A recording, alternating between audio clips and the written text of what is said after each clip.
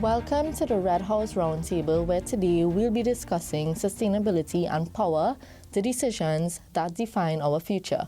This is a youth parliamentary discussion in collaboration with the Office of the Parliament.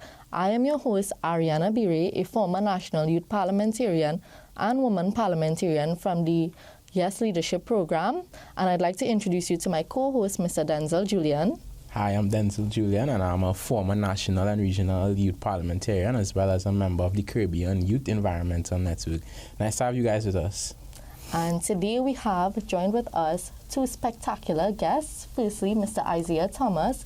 He's an ambassador and member of Youth-Centered Initiatives. He's a food and science technology student. He has a background in food, technology, and climate change policy. He is an alumnus of both the University of Trinidad and Tobago and the UWI St. Augustine campus. Mr. Thomas is also an advocate for climate, youth, peace, and security, and serves as an ambassador for several youth-centric initiatives, including the UN Youth NGO for Climate Change, the Institute for Peace, and the Commonwealth Youth Climate Change Network. He was also a youth ocean leader for the Ocean Policy Research Institute, and he also noted that he is passionate about not dying from climate change, guys. We also have with us Ms. Alicia Ramdal, an attorney at law, a youth advisor to the European Union Directorate General on International Partnership. She is a Trinidad and Tobago National Youth Awardee for Leadership and Advocacy, and she is trained in climate negotiations. She was also an International Youth Climate Delegate at COP28 in Dubai. She is the Caribbean and America's regional representative for the Commonwealth Student Association, and she has more than a decade of experience in youth advocacy. So welcome, everyone. Are you all excited to jump into this thought-provoking discussion on the critical role of parliaments in shaping sustainable development? Yes, most definitely. Thank you so much for the introductions, and thank you for having us. Okay, great. Now we know that as the world faces mounting environmental and social challenges, parliaments tend to hold the power to align domestic laws with international commitments, ensuring that sustainability remains at the core of governance. So international treaties obviously play a critical role. And Trinidad and Tobago actually has an international obligation that we have pursuant to Articles 26 and 27 of the Vienna Convention on the Law of Treaties, which maintains that we must uphold the object and purpose of our ratified treaties in good faith and not undertake any action that breaches that. So, Alicia, do you think that we have effectively adhered to our international climate obligations in achieving sustainable development? So thanks, Arianna. Very strong question there. Very detailed question indeed. Yes. So it's good that you mentioned the obligation that we have when we sign on to international conventions, treaties, things like that. Trinidad and Tobago is a signatory to many conventions. Many countries sign on to UN conventions, conventions like the Paris Agreement, which I'll talk a little bit about.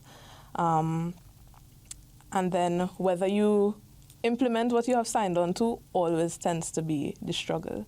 So the question that you're asking me is, whether Trinidad and Tobago has really met their obligations, have done what they're supposed to do, or have we just signed on to these conventions because we want to be part of the group of countries that are showing up, showing our face, saying, yes, we support, but then not doing the groundwork.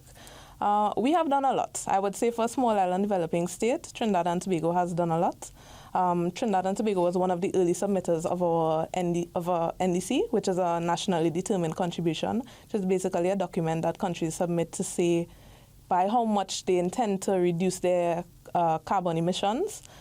Trinidad committed to a reduction of about 15%, I would say, by 2030, which is quite a significant amount for a small island. We've also taken steps to implement things like a national climate change policy. We have a carbon reduction strategy. So we have a lot of these things set on paper. We have it figured out. We have the experts that have advised us, that are telling us what we need to do.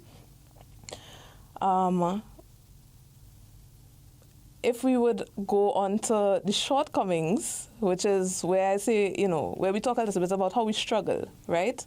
So we have the commitments, we have the know-how, we have the strategies.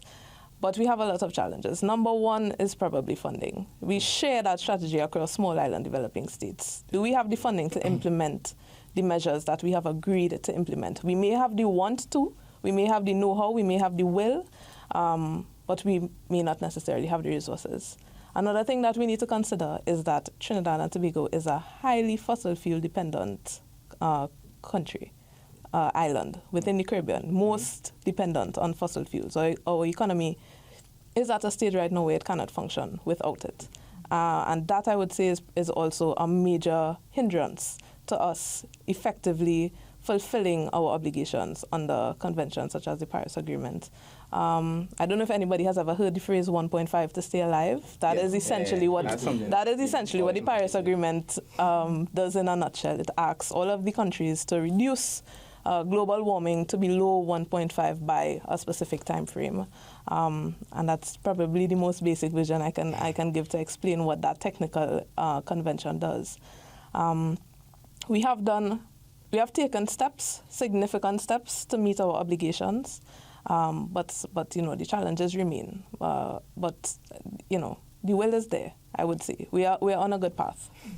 So I see you mentioned stuff like funding being an issue and having to meet our Vision 2030 and the nationally determined contributions.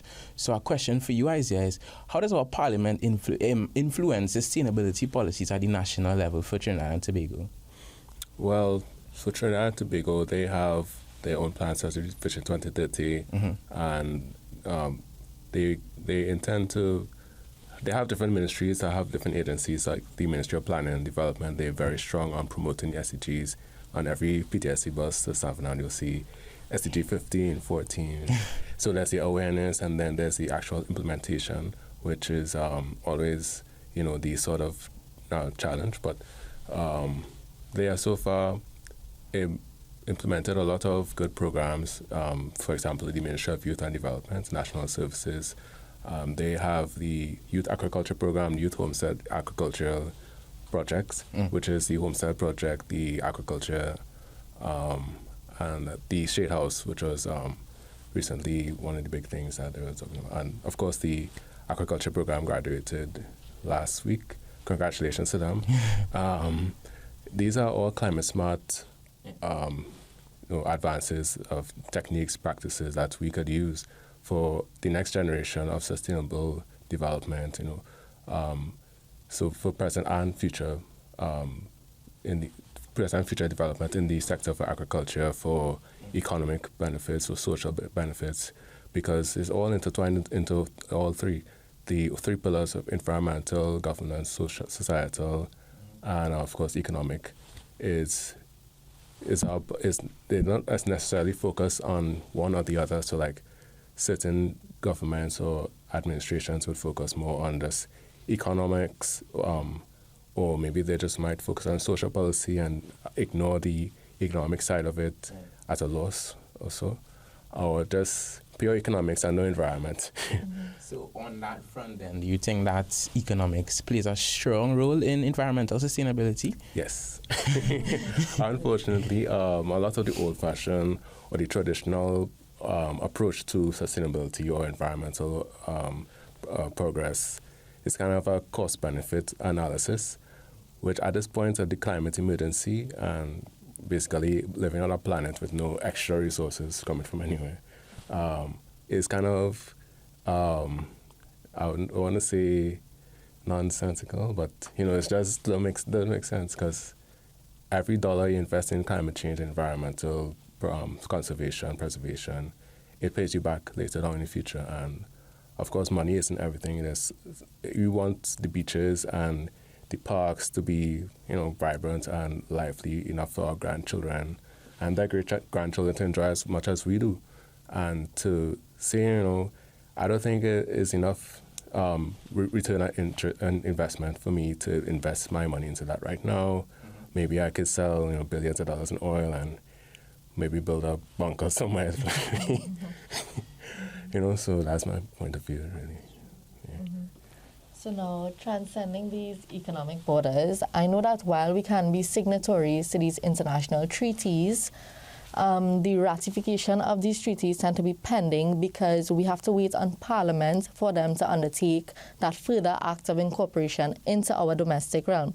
So, Alicia, what do you think are the biggest challenges parliaments face in aligning national policies with international sustainability commitments? Yes, so one of the challenges I would say with international conventions or commitments in general is that it tends to be a blanket approach to a problem. So you have giant countries like China and a small, tiny country like Trinidad and Tobago signing on to the same convention. Are we going to be able, is it going to affect us in the same way? So one thing we need to ensure that we do as a country is know the impacts of what we're signing on to, know whether we can meet those obligations.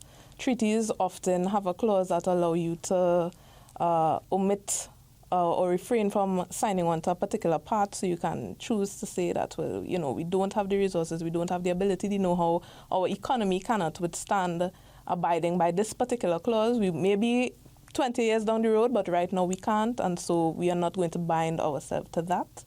That is, of course, coming from the perspective of us wanting to adhere to everything that we sign on to, right? I think in the 21st century, you know how everyone uses this phrase commonly that says no man is an island? I think that it's flawed for the 21st century, right? Because do you know of any, and we often use it to mean that no man can stand on his own like an island. But do you know any island that really stands on its own? Do you know any economy, education system that functions without assistance from the international community? No, it does not. It does not. Perhaps, okay, now we get in contentious. But it really doesn't exist. So a struggle that we may have may just be because we are not seeking the guidance from countries that have done it before. Countries that have had the similar problems that we have, or similar struggles, similar economic structures that we have. How have they been able to do it? Or is it that we just, we say we're accustomed to this way, we know it this way, we don't know how to do this particular thing, and we leave it at that, and we focus on what we can do, which is often what leads to the implementation deficits that Caribbean countries tend to have. Parliament plays a significant role. They are predominantly responsible for being that transition between a country's international commitment and how it affects the man on the ground, how it affects day-to-day life of our citizens. So that's a responsibility that they have to take seriously, right? They have to understand that, okay, if we sign on to a convention that the average person does not understand how it impacts them, they have an obligation to do things like social awareness campaigns, education programs, investing in education, investing in businesses that are sufficient or are proficient in these areas. And so to the extent that Parliament is not able to do that, I would say that often hinders how those how our obligations trickle down and whether we're able to meet them or not. Yeah. Nice. While we're on the topic of adherence and impact, in recent news we saw that America would have withdrawn from the Paris Agreement. What impact do you think that would have on us, Isaiah? I think, this is the second historic time the U.S. being the only country of all the United Nations member states to ever withdraw from the Paris Agreement. I think it's more of a setback rather than a stop to climate action.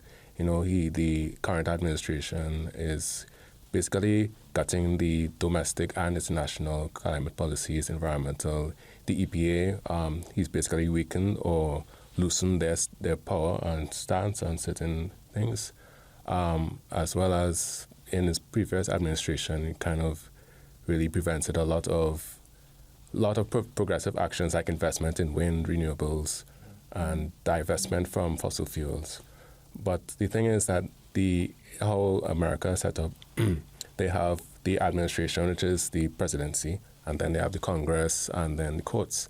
And recently we saw the courts actually blocked one of the executive orders to stop funding to the essential services and aid like the USAID, and because even though the government or the presidency could give orders, because that's basically the government to give orders to people, they don't actually do the things that they said they're going to do.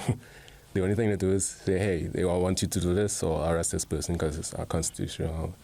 And so they have regulations to keep in terms of the American context, to keep the presidency in check, so that certain human rights, because it comes down to human rights, human welfare, and how we live as a human being, as our birthright.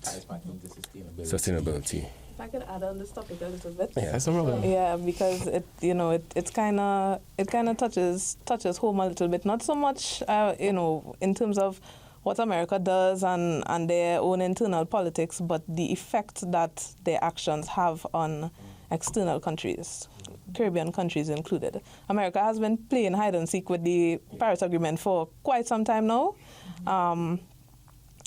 But what I am most concerned about, or what I think the international community is most concerned about, is not so much the funding effects, but it is the precedent that it sets. And when you talk about climate justice, you're talking about large developed countries that are the predominant polluters.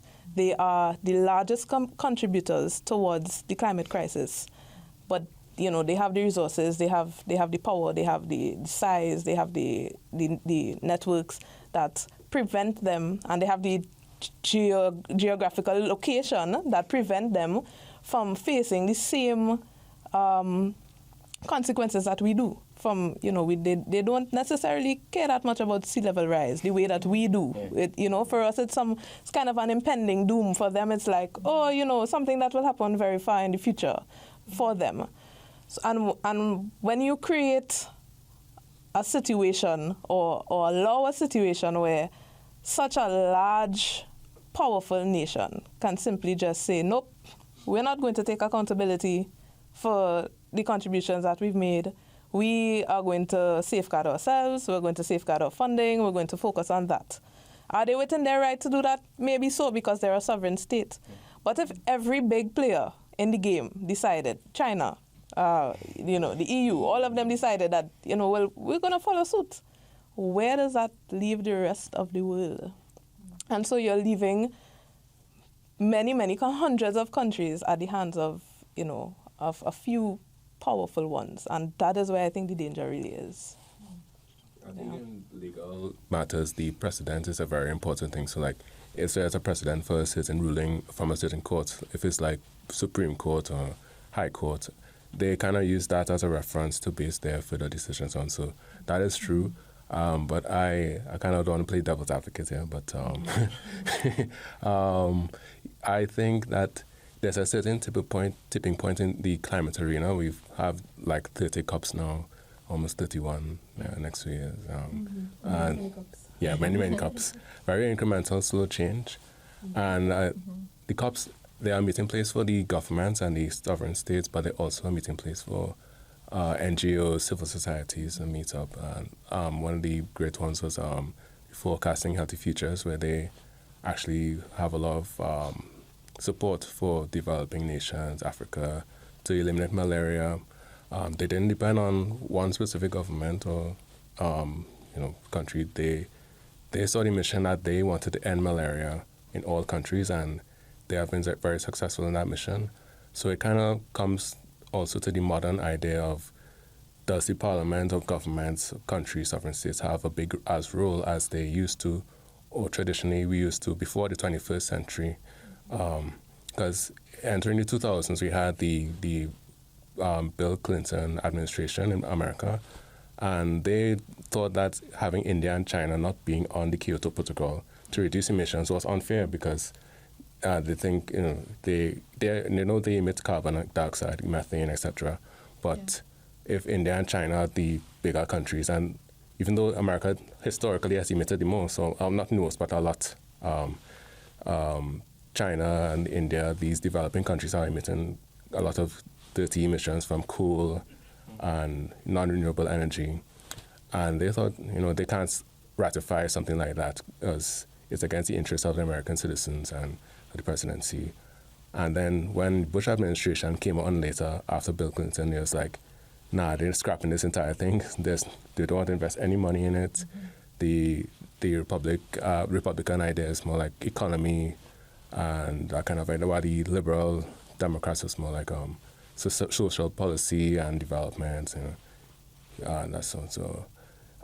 It comes down to belief as well, and the belief and the idea and the energy of the people on the ground right now is that we have the science to back up that climate change is real, it's caused by human activity, and we can't fix it if we act now before the 2030 window closes off, before devastating climate effects happens.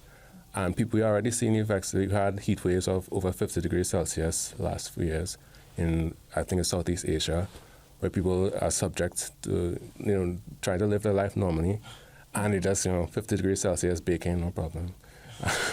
And, these things could become more widespread as we come more time. And it could be sooner, it could be later. There are a lot of disagreements, agreement between the science, but according to the IPCC, they signal a red alert for climate change in 2021, I believe. And the red alert is just like in any emergency. If an ambulance trying to get to the hospital, it's not going to cruise, take its time. It's just speeding through the red lights. It's going to try to get to the destination as soon as possible to keep us within that window that we're not too sure of. There's a point of no return. If we slide off this cliff here, So everyone is recognizing this more and more. Even at the time of COP26, when I first really started to get involved in climate change, that was in Scotland, I believe. And the role of Parliament and government, sovereign states, is to give the right environment, supportive environment to accelerate change, while the society kind of picks it up. It's kind of like King Sisyphus. He's rolling this ball up the hill, and government is that extra two hands pushing it up until it reaches a point where it just goes over the hill and just speeds off on its own. It self-accelerates, self-maintaining. And I think it's really self-maintaining. The climate action, we have Greta Thunberg, we have a lot of climate rock stars nowadays, and from all the different continents, different regions, Asia-Pacific, especially because they have a lot of small island states, Tuvalu, Vanuatu, etc. We see the importance of wanting to live and not dying because of a preventable cause that we cause ourselves. And we've been the big fossil fuel companies have been sort of lying to us for a while about the actual extent of how dangerous climate change was. And saying, maybe it will be dangerous, maybe it won't be. Give it a couple of years and let's see. And we kind of don't have any more years to give and wait and see. We have to get up off our laurels, so to speak, and really get at it from the angles we can. For small island states, the Commonwealth Parliamentary Association actually recommends that we don't really emit as much carbon dioxide, methane, etc. We emit 1% or less, even less than 1% as small island states. So we may need to focus more on adaptation measures. So that's where national adaptation plans will come in real handy, and how we move forward with that. That's my rant for now. Said that all, you guys mentioned a lot of these challenges. So what solutions now, beyond what you said, that you think that Trinidad and Tobago's parliament can implement in trying to pass climate change legislation? We'd like to hear from both of you. So Alicia. Okay, all right. I'll try to be very quick. Yeah. In terms of solutions, I think there are a couple of things that we can do. The first being that we need to prioritize where our funding is going. So there are some countries that have designated green funds for every sector of their country, whether it is education, whether it's gender, whether it's health, whether it's energy. Every sector has a designated fund that is there to ensure that it is used for initiatives that promote, clean policies, a safe environment, because each and every one of those sectors play a significant role. They significantly affect the climate crisis, how it is affected. And if we think something as education, why do you need, that is a major one. Caribbean people need to understand what is the reality that they're living. It is not a joke anymore. It's not something that you can choose to ignore. It's not something that you wait until you're going to university and you say, let me focus on climate change and see what this is about. No, it should not be an optional. Maths, English, climate change. I truly believe that. I truly believe that. I think that we also just need to, a lot of the policies we have that are there, focus on implementing those. Yes, we need more policies. We do. We need more policies. We need better policies. We need, but we have ones in place that, we're not enforcing them. And we do have an enforcement deficit, a serious one in the Caribbean. We're lacking in that area. And then another thing I would say is just talk to us.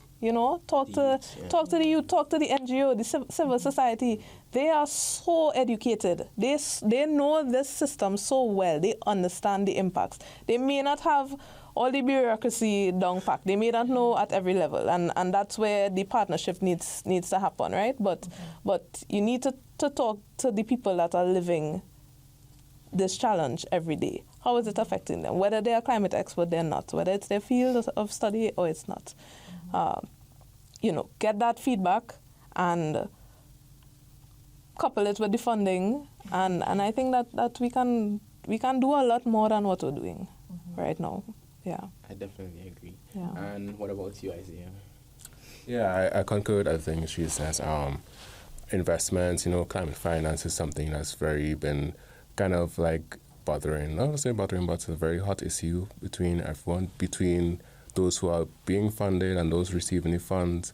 There's also the importance of integrity in the use of funds. So, there have been some, of course, it's a large planet, so you're going to find every kind of person under the sun, and some people have been, so unfortunately, misuse or abuse funds that are targeted towards sustainable development for their own purposes.